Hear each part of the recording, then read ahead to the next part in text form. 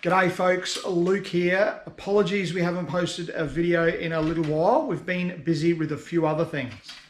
However, this week with 3 perfect days of weather, we've got stuck back into the fishing.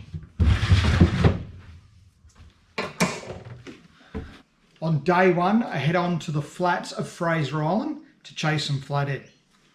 Day 2 involves a crazy South African coming on board, some mackerel, and a cooking lesson from Jen. Day 3 is a solo mission where I do battle with some trevally and queenfish while jigging. To fit this all in, I've broken it into 3 episodes. Let's stop talking and get stuck into the fishing, and thanks for watching. G'day, my name is Luke, and this is my wife Jen. And here are our 2 growing boys, Liam and Elliot. We've been fishing, boating and exploring the pristine waters of the Fraser Coast for about 10 years now. So subscribe and come join the adventure. There we go. It has been a while, 2 weeks. So let's see if we can go find a fishy fish for dinner. Ooh, that water's moving. High tide in about an hour. So I'm going to go fish the flats. Let's see if we can turn a fish up or 2.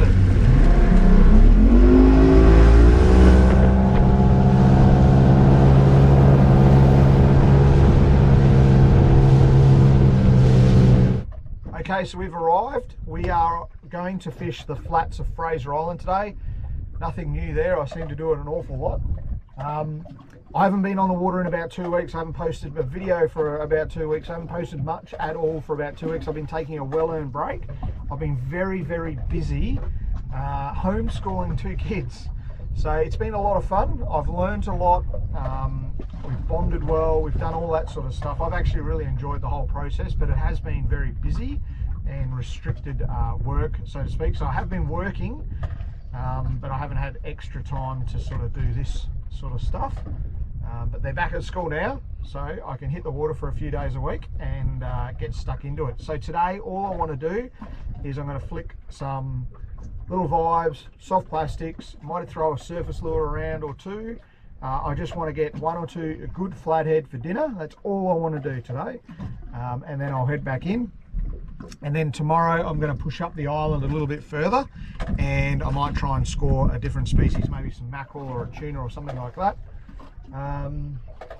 And I should go check out a few of the reefs as well and start trying to line up chasing some snapper because the water temperature is dropping.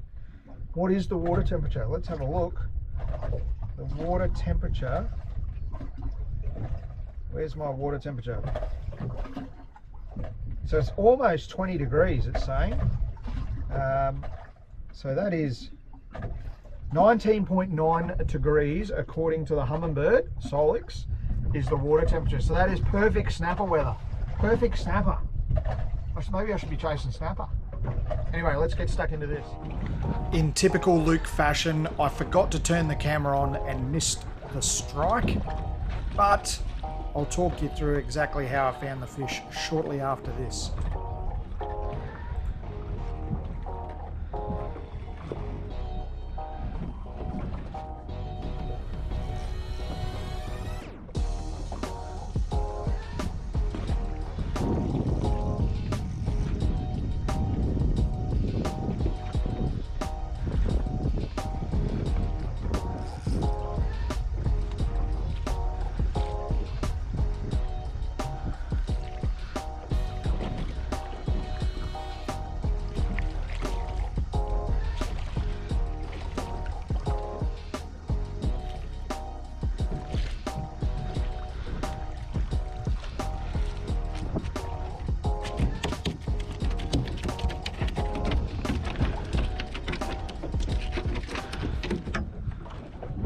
There we go.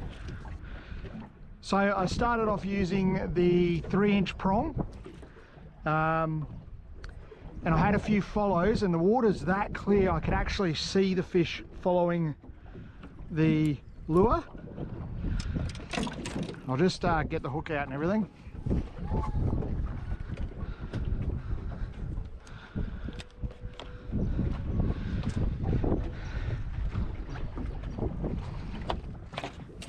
So I highly recommend you use lip grippers. Yeah.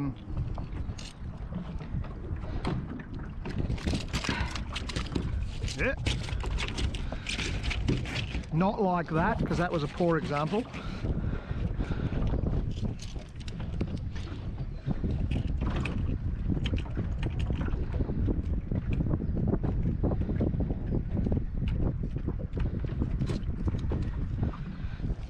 Now we'll get these hooks out, because these hooks are very sharp. So I'll just leave him there. This here, a few people have asked about the colours of the vibes and stuff. So that's the little vibe, and that's the colour of it. Okay, I reckon it just looks beautiful, like a little prawn with a little bit of red, orange underneath. Okay, very, very sharp hooks. And this is the fish. Okay, so I'll measure him, but he'll be mid 40s, high 40s, somewhere in there. Okay, beautiful little Fraser Coast flathead. Fraser Island flathead, I should say, because that's Fraser Island right there, right up on the flats. Okay, beautiful. And he'll be coming home for dinner. Like I said, I'm out here today just to score. I want 2 nice fish to take home for dinner. So unfortunately for this fella, he'll come home for dinner. I'll put him in the ice very shortly. So an easy way. Most days it's easy, all right? It's some days you donut. It happens to everybody. But this is a very easy way to secure bread and butter species. You can get all along these flats on Fraser. It doesn't matter. There's no secret GPS mark or anything like that. It's just the flats of Fraser. I started up there a couple 100 metres, and I've just been moving against the tide this way, hitting the sandbanks. Now I got to this one, and there's a flathead sitting on it. There was probably flathead sitting on the others, they just wouldn't take my lure. And what I noticed was I was casting the prong, so a soft plastic, so it's got a quieter profile. It doesn't have as much rattle in it as the vibe here. Okay, so it's got a very distinct vibration about it. Similar size, not too different in the colours. Okay, and with the soft plastic I could actually see, I don't know if it was him or one of his mates, but I actually saw a flathead come up behind it, but he wasn't quite committed. So I thought, okay, so I'll try the vibe in the exact same spot. Bang, took it. Okay, so just that tiny little variation, I don't know why.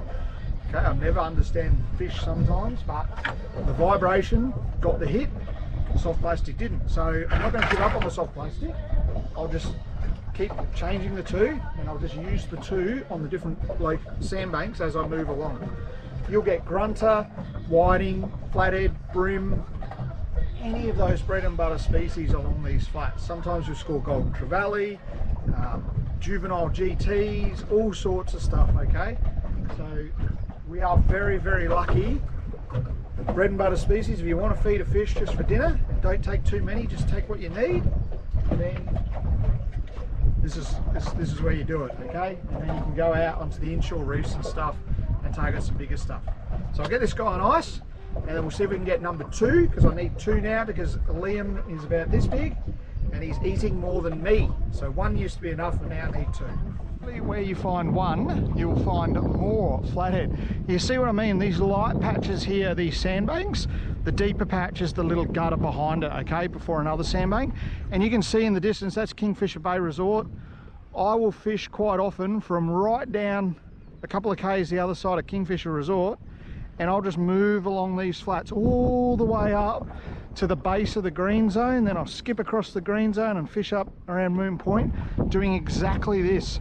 And all I do is I just use the electric, move my way around in the deeper water, hit all the flats, like the shallow sandbank stuff, move around again, a few casts into the deeper stuff. One of the other things you'll notice, once you fish these areas, these sandbanks and things, you'll learn which ones have yabby beds on them and which ones have coffee rocks sitting next to them.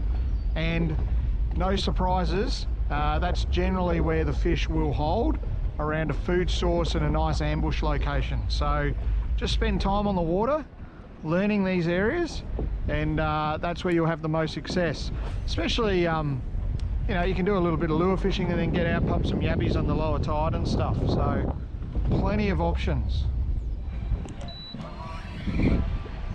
Not sure what we got here, folks. I think it might be a brim. Just came off that tree.